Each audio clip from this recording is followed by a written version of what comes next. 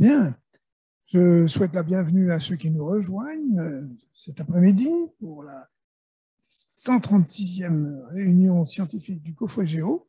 Nous avons eu ce matin la 45e Assemblée générale annuelle et le programme qui vous est proposé cet après-midi est de poursuivre ce que nous avions commencé ce matin, c'est-à-dire des hommages à des membres du COFREGEO qui nous ont quittés en 2021. Et ensuite, nous aurons des exposés consacrés à l'histoire de la géologie. Et je souhaite la bienvenue à ceux qui nous écoutent par visioconférence. Le deuxième hommage, puisque ce matin nous avons rendu hommage avec Didier Merle à Christian Montenat, et qui était membre du COFREGEO, et je vais rendre hommage à un autre de nos collègues qui était membre du COFREGEO également, et qui était Jean-Marc Drouin. Jean-Marc Drouin était philosophe et historien des sciences. Il était né le 26 mai 1948 à Paris et il est décédé le 9 juillet 2020 au terme d'une très longue maladie neurodégénérative. Il est décédé à Rayapudupakam. C'est une localité située au nord de la ville de Pondichéry en Inde. Jean-Marc Drouin était titulaire d'une maîtrise de philosophie. Il a d'abord enseigné cette discipline à l'école normale d'instituteurs de Douai, puis au lycée de Corbeil-Essonnes. Il a complété sa formation à Paris en 1981 avec une licence d'histoire, puis avec un diplôme d'études approfondies de philosophie en 1982. Il a soutenu en 1984 un doctorat de troisième cycle en philosophie à Paris, sous la direction de Michel Serres, le célèbre philosophe, sur la naissance du concept d'écosystème. Il est alors détaché à la Cité des sciences et de l'industrie de La Villette afin d'y concevoir des expositions et là-bas, il a rejoint le centre de recherche en histoire des sciences et des techniques qui est basé à La Villette. Il a passé avec succès son habilitation à diriger des recherches en 1993. Dès lors, il est nommé maître de conférence du Muséum national d'histoire naturelle à la Grande Galerie de l'Évolution, où il s'est employé à assurer les liaisons entre les différents départements du muséum et le centre Alexandre Coiré, d'histoire des sciences et des techniques, auquel il a été intégré et dont il devint le directeur adjoint. Il a été nommé professeur du muséum en 2004 sur un poste d'histoire et de philosophie des sciences. Il avait pris sa retraite en novembre 2008 et il était membre du COFREGEO depuis le 14 décembre 2016. Jean-Marc Drouin a consacré l'essentiel de ses travaux à l'histoire et à l'épistémologie des savoirs naturalistes, à l'histoire de l'écologie et de la biogéographie, à l'histoire des classifications et la divulgation des sciences de la nature. Il est l'auteur de plus d'une centaine de publications, et je vais citer les plus importantes, en tout cas celles qui sont susceptibles d'intéresser les historiens des sciences de la Terre et les membres du COFREGEO. Pas toutes ces publications, bien sûr. En 1993, il a publié un excellent ouvrage intitulé « L'écologie et son histoire, réinventer la nature », avec une préface justement de Michel Serres.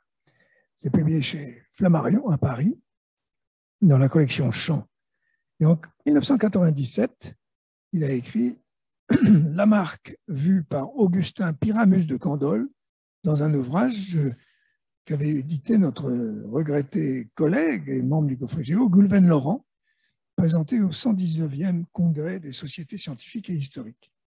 En 1994, au colloque Lamarck, il a publié cet article qui était un colloque spécial d'anniversaire de Lamarck, publié au Centre d'histoire des sciences, au CTHS. En 1998, il publie Calcul et circonstances, portée et limite de l'œuvre des savants. Dans l'ouvrage dirigé par Yves Lessu, l'ancien directeur de la bibliothèque centrale du muséum et inspecteur des bibliothèques, dans les savants en Égypte, à Paris, chez Nathan et au muséum, c'était à l'occasion de la grande exposition des savants en Égypte. Et le catalogue était absolument magnifique. Et en 2000, il a publié Un espace aussi vaste que fertile, les sciences naturelles, dans le rapport de Cuvier, dans les annales historiques de la Révolution française. En 2002, avec Denis Lamy du Muséum, un botaniste. Il a publié L'Ordre de la nature, dans un ouvrage dirigé par Nicole Hulin, l'épouse de l'ancien directeur du Palais de la Découverte, Sciences naturelles et formation de l'esprit autour de la réforme de l'enseignement de 1902, dans Études et documents publiés à Lille. En 2002, Raison et jalons du voyage en Amérique méridionale de Alexandre Humboldt, en Amérique du Sud. C'était à l'occasion d'une exposition au Musée des Arts et Métiers. Il a... ah non, ça c'est, pardon, Raison et jalons du voyage en Amérique méridionale, c'était à l'occasion de l'anniversaire d'Alcide d'Orbigny. Ce que nous avons célébré à Paris, d'ailleurs, il y a eu une excursion à un congrès Inigéo, dans l'ouvrage s'appelait « Du Nouveau Monde au passé du monde », c'est un ouvrage que j'ai coordonné, et il a publié ce chapitre dans cet ouvrage. En 2008, il a publié un ouvrage très intéressant intitulé « L'herbier des philosophes » au Seuil, dans la collection Sciences ouvertes.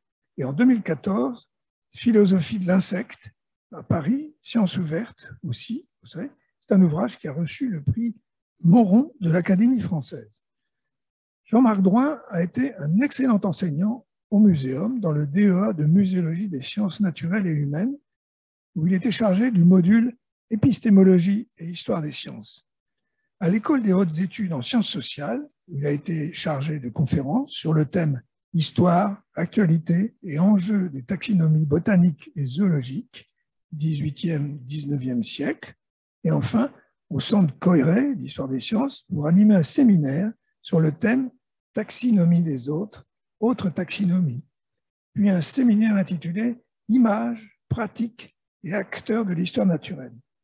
Il participa également aux enseignements de l'école doctorale du Muséum et du master de l'école des hautes études en sciences sociales.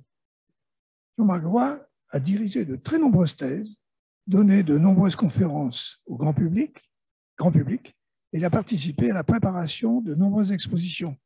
Les savants en Égypte, dont j'ai parlé tout à l'heure, La boussole et l'orchidée, Humboldt et Bonpland, au Musée des Arts et Métiers en 2004.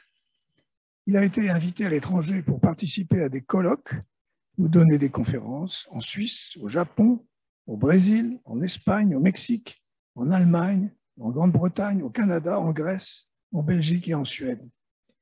Jean-Marc Drouin a été l'un des rédacteurs en chef de la collection Archives des publications scientifiques du Muséum, et à ce titre, il a suivi la publication de nombreux ouvrages, dont celui de Thierry Houquet, Buffon illustré, des gravures de l'histoire naturelle en 2007, et celui de Thomas Pietsch, notre collègue américain, sur un ouvrage magnifique intitulé « L'histoire des sciences naturelles de Cuvier, 24 leçons de l'Antiquité à la Renaissance », publié en 2013. C'est les leçons que Cuvier a données au Collège de France sur l'histoire des sciences naturelles, et l'édition de Pietsch est bilingue, c'est-à-dire qu'elle est en français et en anglais pour que tous les collègues anglo-saxons puissent lire, je dirais, Cuvier dans le texte. Jean-Marc Drouin a été non seulement un excellent historien des sciences de la nature, il a également contribué avec talent à la divulgation de ses travaux. C'était un chercheur accompli, un collègue extrêmement sympathique et attentif aux autres. Il a fait face avec beaucoup de courage durant de longues années à la terrible maladie qui l'handicapait et se entourait et soutenu avec affection par son épouse Anne-Marie Drouin-Hans.